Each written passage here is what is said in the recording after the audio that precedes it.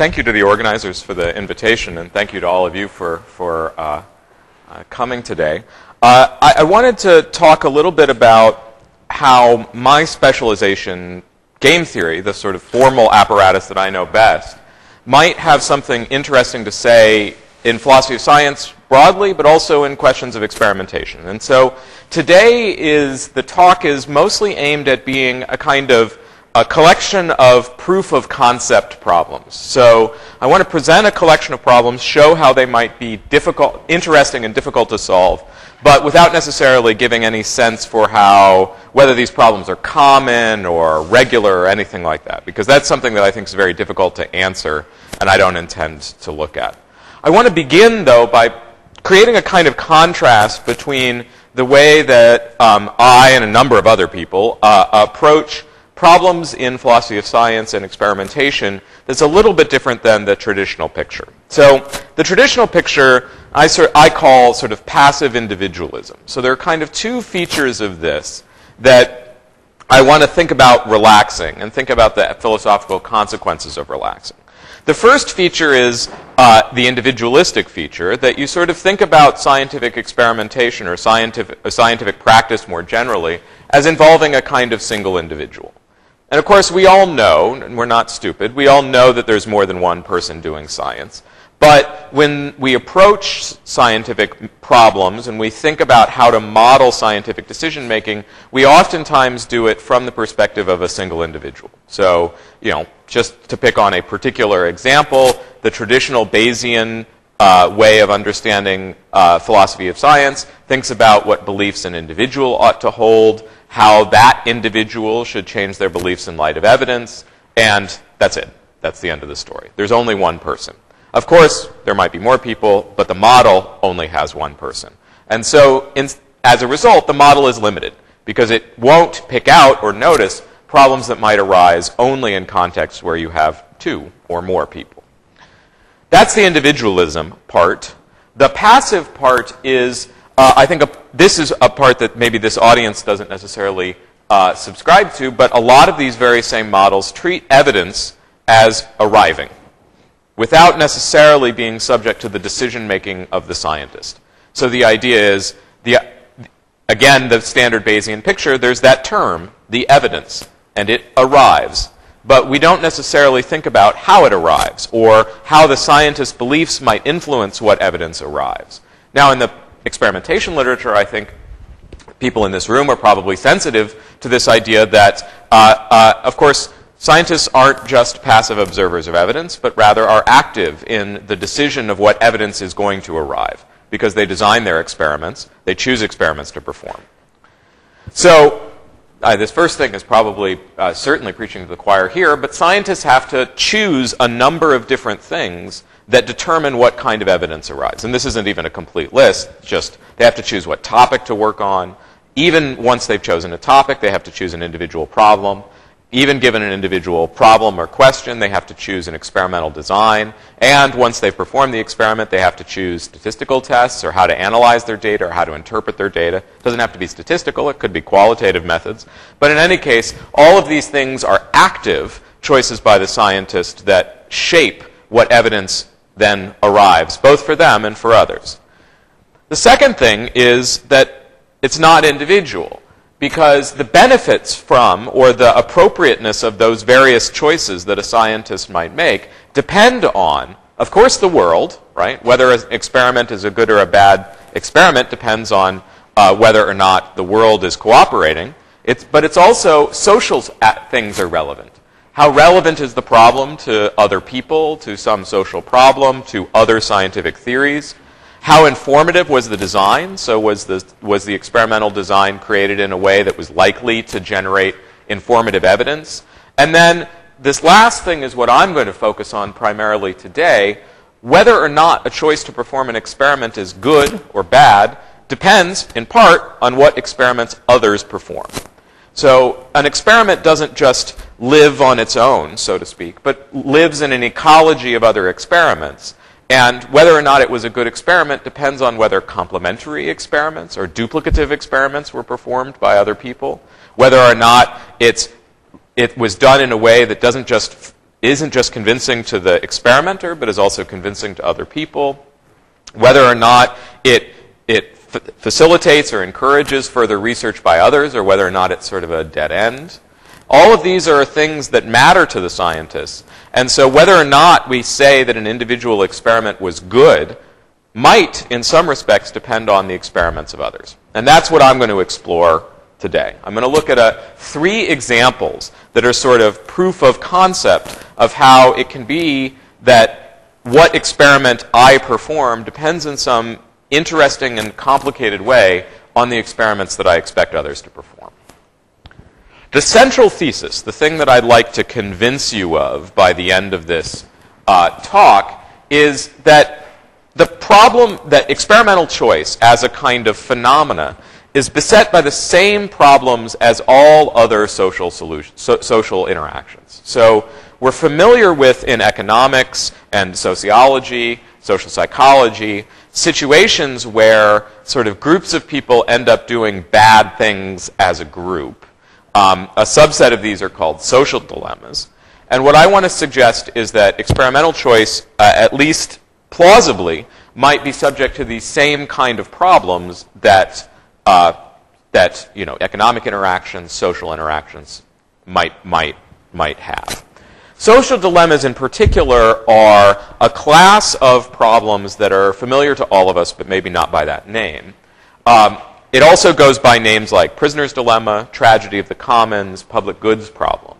These are all situations where individuals pursuing their own individual self-interest collectively make a group that was worse off if the individuals had refused to follow their own self-interest and done something else. So the classic examples of, say, overfishing. Each individual has an incentive to fish more than maybe they ought to, and as a result, everybody is made worse off. But if any one person were to fish less, they wouldn't do better because they by themselves can't save the fishery. They would just mean less money for their family. So this is a classic example. It seems like a strange thing to talk about in the context of experimental choice because it seems like such a classically economic phenomenon. And so that's kind of why I think the proof of concept here is something interesting. It suggests that a kind of dilemma which we've thought about a lot, but in a very different context, is something that we might want to import over and think about in the context of experimental choice. I'm going to do this by looking at 3 examples. So I'm going to give you 3 examples. All the examples have the same feature. They utilize mathematical modeling techniques from economics in particular to create a situation that's a social dilemma. Now, I think that these are plausible. I'm going to give you sort of stories to go along with them. And so I don't think that they're completely made up. But they have idealizing assumptions which are almost certainly false. And so there's a question which I would be eager to talk about and eager to hear your thoughts about how well these fit standard or everyday situations in science and how common we might think they are. I want to start with a very simple example, which I'm going to sort of motivate by medicine, but you could think about it as being in a number of different contexts. The idea is a very simple situation where somebody is constrained. They can only perform one experiment. There are 2 experiments that they might perform, and they have to decide between the 2. As a motivating example, let's think of a very simple sort of medical situation. So you've got a doctor there, stethoscope, that's how you know. And the doctor is confronted with a patient. Patient has a set of symptoms that mean that the patient might have one of 2 diseases. And just for mathematical simplicity, we're going to assume the patient could even have both. So we're going to assume that there's just some probability that they have disease 1. We'll give that, my pointer isn't working. We'll give that by 0.1. There's some probability that they have disease 2. We'll give that by 0.5. This is the doctor's just individual subjective estimate of the probability the patient has one of these 2 diseases, given what the doctor knows about the incidence of these diseases, features of the symptoms, that sort of thing. The doctor has 2 tests that she might perform. She might test for the first disease, or she might test for the second disease. But let's suppose that because of time constraints, or monetary constraints, or physical constraints, or something like that, she's unable to perform both tests. So she has to choose one or the other. And let's suppose further that just as a feature of the tests, the error on test 1 is relatively small, whereas the error on test 2 is higher. It's still their tests. They're still informative, but the test for disease 2 just has a higher error rate than does the test for disease 1. So now our scientist has to decide, our doctor has to decide, what should she perform, test 1 or test 2? It's not a simple question, because there's this kind of interesting, and I chose the numbers specifically to do this, kind of this interesting tension. Test 1 is more reliable. So you might think, if I could only do one test, I should do test 1. That's the more reliable test. It's the more informative test. On the other hand, she's already pretty sure how test 1 is going to come out. Right? She's pretty confident that the patient doesn't have disease 1. So while it's the more informative test from the perspective of being a lower error rate, it's the least informative test because it will reduce her uncertainty it won't reduce her uncertainty necessarily, right? Because she's already pretty sure the patient doesn't have disease 1. Whereas for disease 2, she's very uncertain. It's as likely as not. So she's sort of caught in a position that's a little difficult. What should she do? Should she do the test that has the lower error rate, but that is not going to be as informative for her? Should she do the test that has the higher error rate, but is more likely to resolve her uncertainty? Of course, there are lots of ways we could think about this decision. I'm going to approach it from a very simple perspective, which is sort of popular in the formal epistemology literature. I'm going to imagine that what she's interested in doing is minimizing her inaccuracy. Okay? This equation is not important if you don't recognize it already.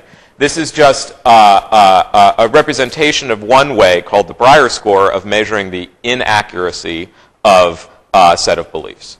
I don't think anything that I'm going to do trades specifically on making this assumption, but I want to make graphs, so I have to make an assumption. So that's it.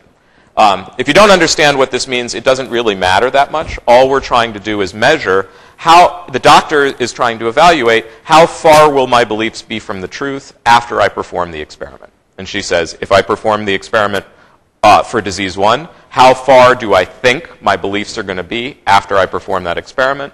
And similarly, she compares that number to how far do I think my beliefs are going to be if I test for disease 2. And then she chooses the test that will, on average, make her be closer to the truth. And this is just our way of measuring closeness to the truth. What this graph represents is sort of what the scientist should decide. So remember on the previous slide, I said that the error rates for one test was small, and the error rate for the other test was large. So this graph just gives those numbers numerical precision. So the x-axis along the bottom is the error rate for the small, the good test. And the y-axis, the axis going up and down, is the error rate for the, oh, sorry, I've just reversed it. Sorry. The one on the bottom is the error rate for the bad test, the one that she's not very good at. And the one on the y-axis is the error rate for the good test. The dotted line just represents that good and bad mean the thing that we normally think. So when we live in the world that's below that dotted line, that's where the bad test is not as good as the good test. What each point here represents is a potential reliability of the experiments. It's a world that she might live in. So one point there says, how reliable is the good test and how reliable is the bad test? And what that blue line represents is the point where she decides what test to perform. So if we live in the world where the bad test is very unreliable, so we're very far to the right, and in a world where the good test is very reliable, very close to the bottom, then she says, I'm going to do the good test. The bad test is so worthless that it's not worth doing, so I'm going to perform the good test. But if we live in that region, that little sort of lens-shaped region that's cut out by the dotted line and the blue line, that's a case where the good test is still more reliable than the bad test, but it's better to do the bad test. It's more informative because it's going to reduce her uncertainty to a greater degree, even though it's a less reliable test. So that's a case where she would sort of do the thing that you might initially think of as counterintuitive. She would opt to perform the test that's less reliable, but because it reduces her uncertainty to a greater degree. Okay, so now so far I've shown you a story that is not passive, but nonetheless still an individualistic story. So let's switch this and go to a world with more than one person. In particular, two. here are two doctors. You'll notice they're very similar. They're going to confront the same patient, single patient. They're both looking at the same patient, the same phenomenon, so to speak. And they both have their own subjective estimates about the two diseases, and they both have their now individual error rates on the test. So the doctor on the left is the same as the doctor from before. She's pretty confident that the patient doesn't have disease 1. She's completely uncertain about disease 2.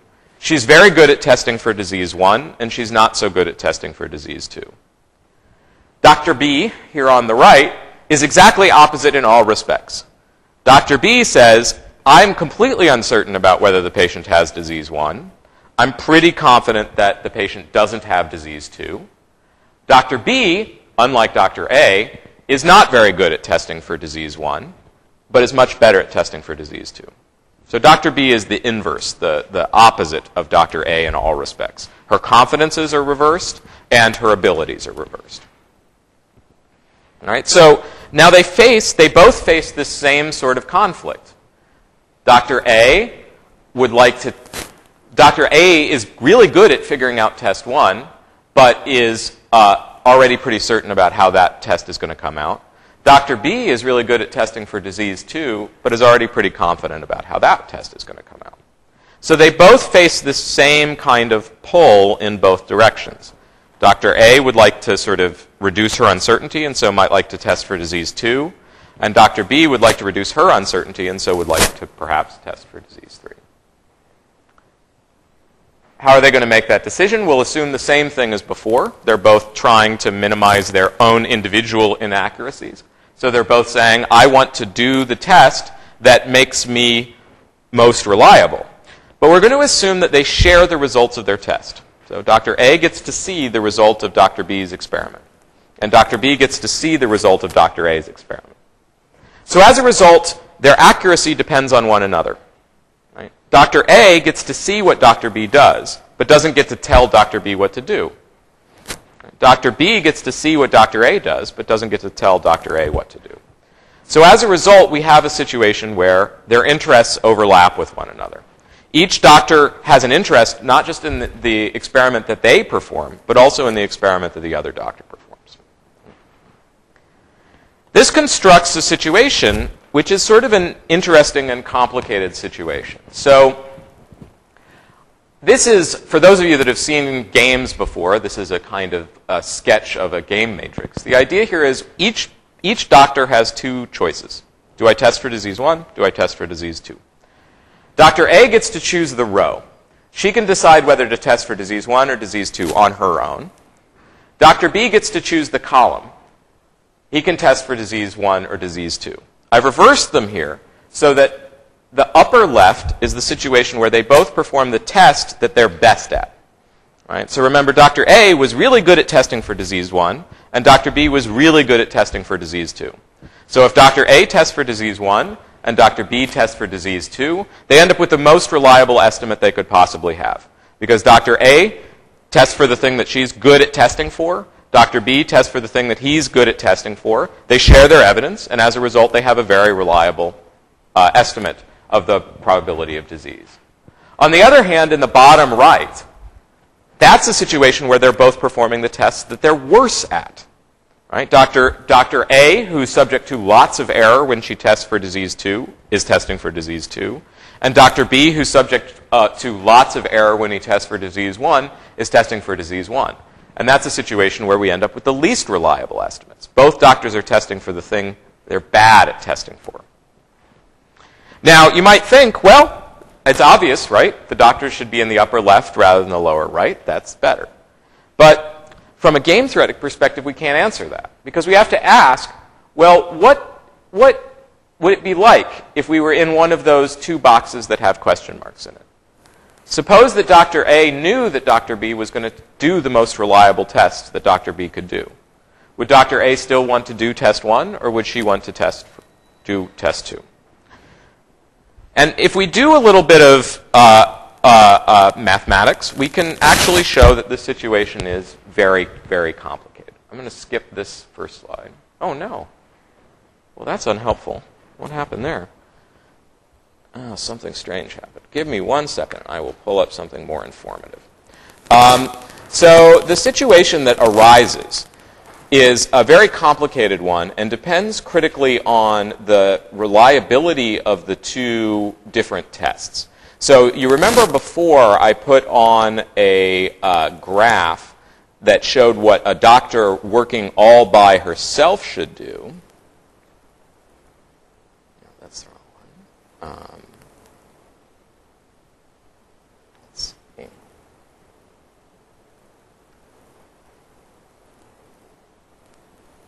that coming over? Good. All right. Sorry about this. I don't know what happened to my pictures.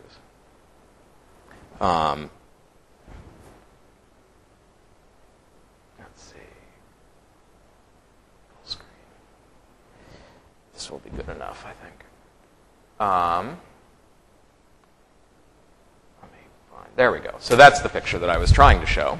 So this is the same picture from before. On the x-axis is how bad they are at the bad test. On the y-axis is how good they are at the good test. And don't worry, there's lots of different colors here. That's just to prove to you that it's complicated. The region that I'm interested in is that light blue shaded region that the arrow is pointing to. So that's a situation that's a social dilemma. That's a situation where Dr. A says, look, I am so uncertain about whether the patient has disease 2 that even though I'm bad at testing for disease 2, I'm still going to do it no matter what the other doctor does. Right? No matter what the other doctor does, I want to test for the thing I'm bad at because I want to reduce that uncertainty further.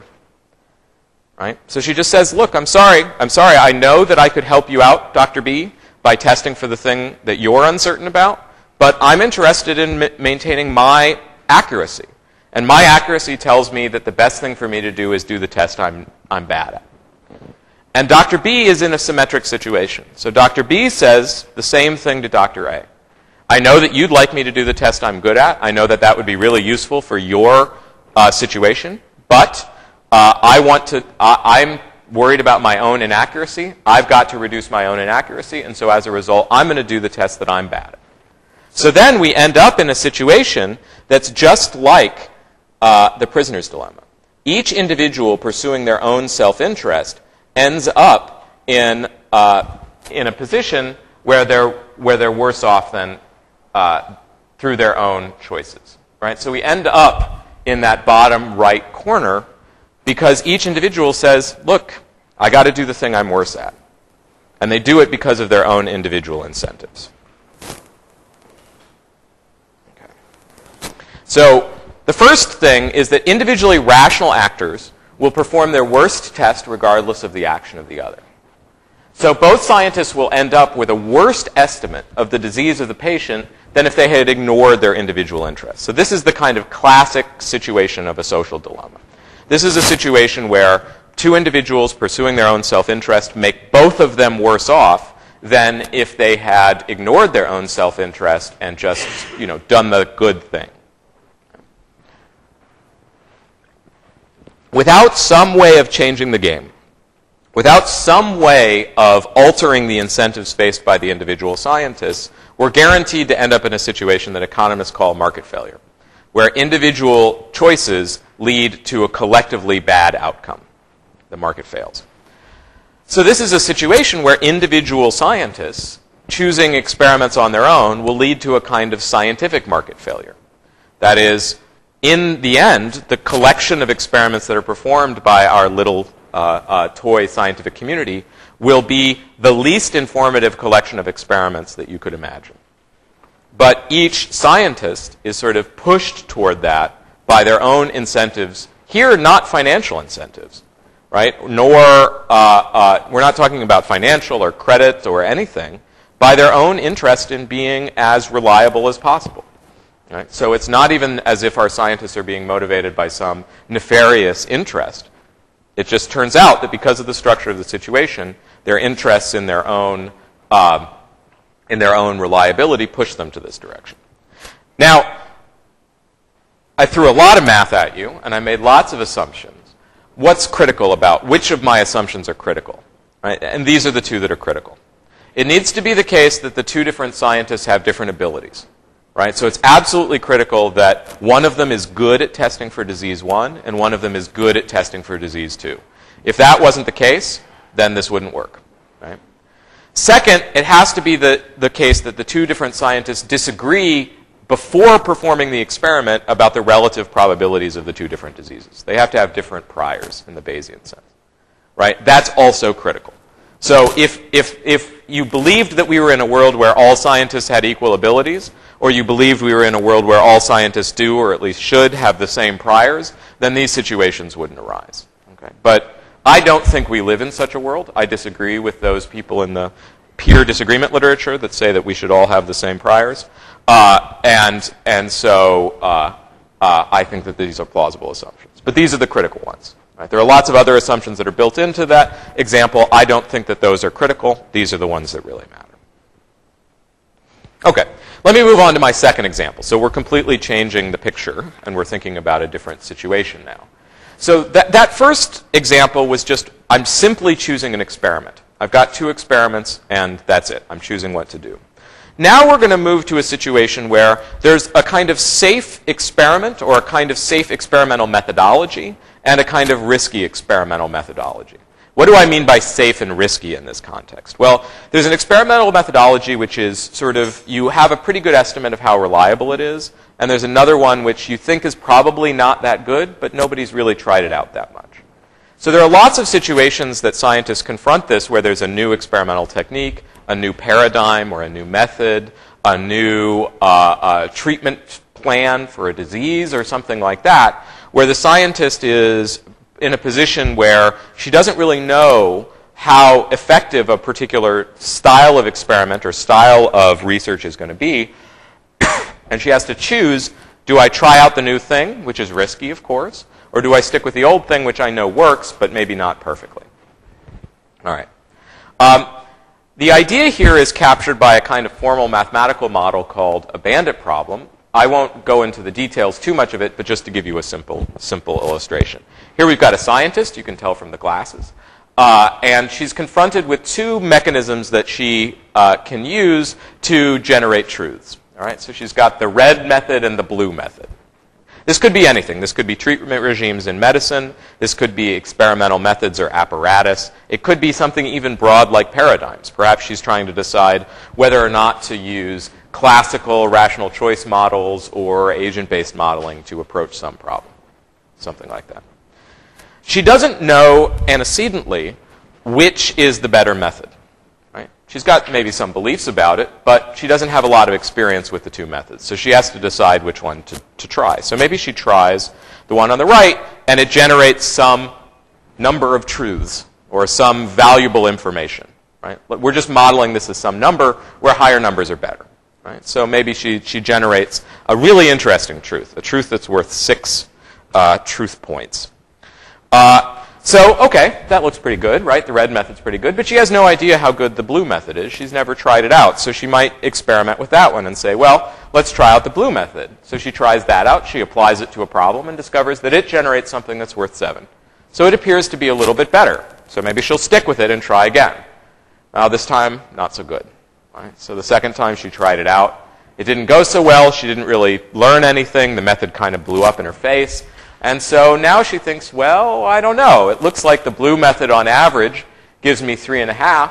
The red method, at least so far, on average gives me 6, so I'm going to go back to the red method. Well, it didn't do so well today either, so now they're tied. They're both exactly the same. Maybe she says, I'll try out the blue one again. Oh, now the blue one went well, so she's going to stick with that. On average, it does better, and she'll do it again.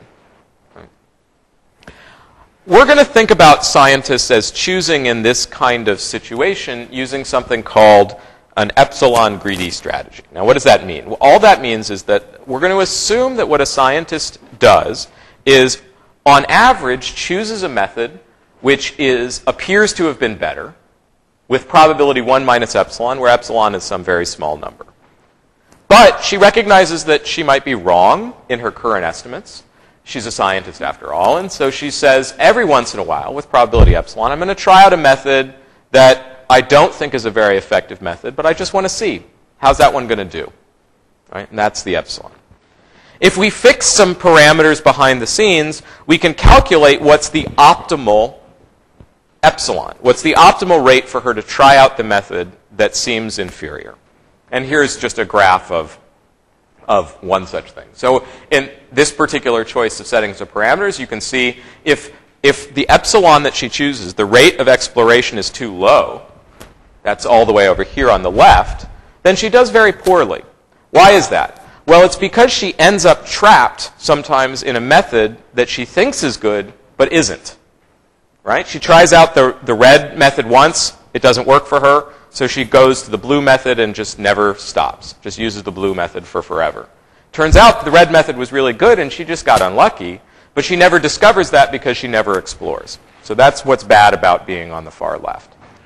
On the far right, what's bad about being on the far right is she experiments too much. She's constantly switching methods back and forth without ever settling in on the one that seems to be superior. So she's wasting her time constantly over and over and over again trying out an experimental methodology that's just not going to be very effective. So there's a kind of optimal middle ground, a kind of, Goldilocks, just right amount of engaging in experimentation that in this case lives somewhere around 0.25. There's nothing magical about that number. If we change some of the underlying assumptions, we'd get a different number. The only thing I want you to recognize, only thing I want to communicate here is just the thing that's good is in the middle somewhere. Okay. Each agent desires to maximize the number of truths that they individually produce in this world. So we're changing it slightly from the last example. Here we're going to assume that what they're primarily interested in is the truths that they're producing. So again, they're kind of selfish in a certain way, like the people that we had before, but they're a little bit more selfish in that they're not so interested in whether or not you get any truths or whether you produce any truths. They're primarily interested in producing the most truths. This might be because they're selfish. It might be because it's just complicated to figure out what somebody else is going to produce. And by complicated here, I don't just mean hard. I mean there are no methods available for solving this problem. Right? It's analytically intractable, at least given our current mathematics. So if an economist who sits down to solve this problem for a month can't solve it, a scientist in her lab is not going to be able to either.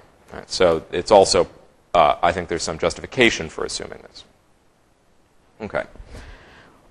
What happens? Well, what we're going to do is we're going to construct a society of scientists, more than one now, who each get to decide, how much am I going to explore? I'm going to choose that epsilon parameter. So I'm going to live in this world. I know that there are other scientists out there, and I get to read their papers. So I get to see what method did they employ, how effective was it. Right? And I'm going to decide for myself, how much do I want to try out methods, and how much do I want to just stick with the thing I know. And that's what this graph is showing. The black line at the top shows what would be the best degree of experimentation for our community of scientists if God could come down and force them to have a level of experimentation. That's what makes the group as a whole best off. Right? On the x-axis is the size of the group. So we have a society of 2, 4, 6, and 8. And on the y-axis is the degree of experimentation that they would engage in that would be best. Right? That's the black line. So if we have 2 individuals, then the best experimentation level for them is 0.35. If we have 4 individuals, the best experimentation rate for them is 0.27, etc. Okay. The red line represents what would happen if each individual was given the authority to choose her own degree of experimentation. So each individual says, I'm going to choose for myself how much I'm going to experiment. You notice that the level of experimentation goes down. The level of exploration goes down. That's the red line in all cases. And that's because, like in the previous case, this situation is a setting of a social dilemma. Each individual says, look, I've got the choice of 2 methods. One of them I know works. One of them's risky. I don't know. It might not. I might waste my time by employing the other one. I'm going to leave exploring that other method to somebody else. Right? I'll let Slobodan figure out how to deal with it. Right? And then I'll benefit, because he'll get to explore, won't cost me anything, and then I get to see his results. So if it turns out that it's a really effective method, I can jump on it after he does. But if it turns out that, like I think it is, it's not a very effective method, Slobodan's wasted his time and I've not wasted mine. Right? But the problem is, Slobodan thinks exactly the same way. He says, this method doesn't look very good. I don't want to waste my time with it. I'll leave experimenting with it to Kevin. He'll waste his time, and then I'll learn from that. And then as a result, neither of us experiment, or we experiment less than we would like. Right? So the same sort of situation that we had arising before. Individuals following their own incentives end up making the collective group worse off than if they had ignored their individual incentives. It's the same situation as before. Okay, last example. This is actually just an illustration of a fact that's been known for a long time. I think the first two observations of this fact go back to the economists Dasgupta and David on one hand and Paula Stefan on the other, who noticed that deciding to perform experiments at all is a kind of public good, a kind of problem in its own. Of course, I am obligated by my contract to Carnegie Mellon to do some amount of philosophy or science, but as is, I'm sure, true of everybody in this room, we probably do more than we could get away with. Right? We could probably get away with doing quite a bit less. And so we give up our leisure time by spending a beautiful day inside talking to one another. And we do that because we enjoy the production of science or something like that. I hope this talk is benefiting you. Your talks certainly have benefited me. And so as a result, when I produce interesting philosophy or science, I'm doing something that benefits you at a cost to myself, because I could be outside.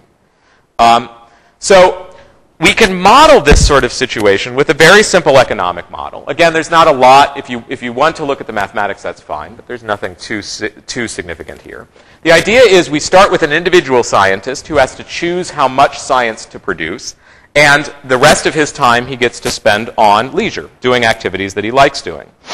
He gets to choose some amount of time to allocate to the two different projects. He can decide whether to do leisure or science.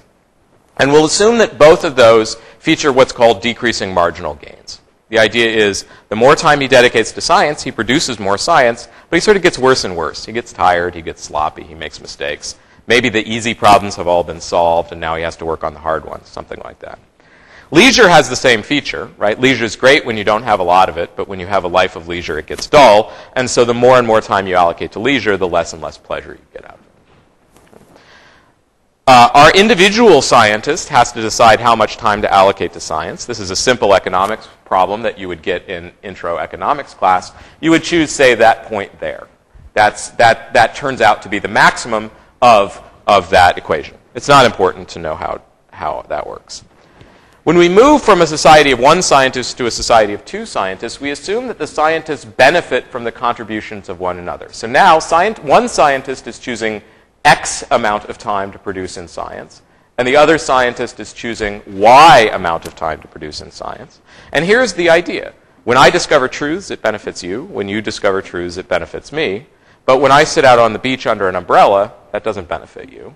And when you go skiing up in the Alps, that doesn't benefit me. Right? So leisure doesn't benefit the other person, but contributions to science does. And so as a result, if we live in a society where leisure is very valuable, science will be underproduced. Right? Science will be underproduced. So that's what this graph represents. The blue line there represents what God would do if God was trying to maximize the total amount of pleasure that everybody got, right? By telling them you should both work on science to various degrees. And the yellow line represents what would happen if individuals were left to their own devices to choose how much science to produce. And the idea here is this is just a demonstration of exactly the same thing we've done before, a social dilemma. When left to their own individual devices, the scientists would choose to do less science than would otherwise be optimal.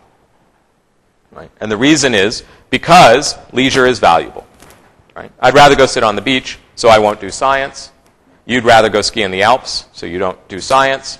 And we both say, boy, wouldn't it have been better if we had been able to figure out a way to both do more science to benefit one another.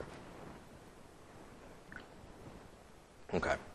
So let me just wrap up. I've gone a little bit longer than I intended. So there's sort of three things I'd like you to come away from this talk with.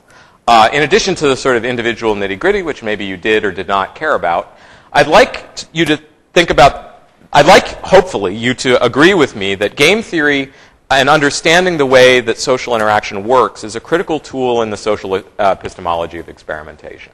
That is, when scientists are choosing what experiments to perform, whether it's what diseases to test for, what methodologies to choose, or whether or not even to conduct experiments, social interaction plays an important role in their decision, and understanding the effect of social interaction is going to be important to understanding the benefits of experimentation. Also, I want to argue that choosing experiments, this deciding which experiments to perform, are not just individual epistemic problems. How do I decide which experiment is going to be most informative? But exhibit many of the same sort of social issues that all sorts of economic decisions face. So when I'm deciding what kind of what experiment to perform, I have to decide, is this good in the ecology of experiments that I think other people are going to perform? And that we might end up with, at least in some cases, situations where individuals will end up making choices that make the group as a whole worse off when it comes to choosing experiments. And then finally, and this is the sort of thought for future research, is that in economics, when you confront a social dilemma, when you confront a tragedy of the commons or a public goods problem or a prisoner's dilemma, it's very important to think about what role the government has to play in solving those problems. The government regulates the fishery by imposing quotas. The government creates incentives or punishments or whatever. And I think that the presence of social dilemmas in experimentation, the social epistemology of experimentation, suggests that there might be a role for something like epistemic governance. There might be a role for not necessarily the government exactly, but some kind of outside force, whether it's a professional organization, guild of scientists, or the government itself, to think about how they can help to prevent these kind of social dilemmas from arising. How can they do things in order to make sure that scientists are choosing experiments which are not just individually beneficial, but also socially beneficial, in a way that will help move science forward more rapidly than it would move forward if scientists were left up to their own devices. Now, I want to be really cautious about this last conclusion because, of course, we have many, many examples in the history of science of government interference in science doing exactly the opposite, slowing science down, creating incentives for people to do bad science, etc. And so it's better for the government to leave it alone than to make it worse, no doubt. So we have to be very careful when we think about epistemic governance. But I think that the reaction of just assuming that science is sort of best when left alone may be a little hasty, and that there may be the place for the right sorts of interventions from some outside actor to help benefit science in order to make sure that it doesn't sort of end up mired in these social dilemmas. All right. Thank you.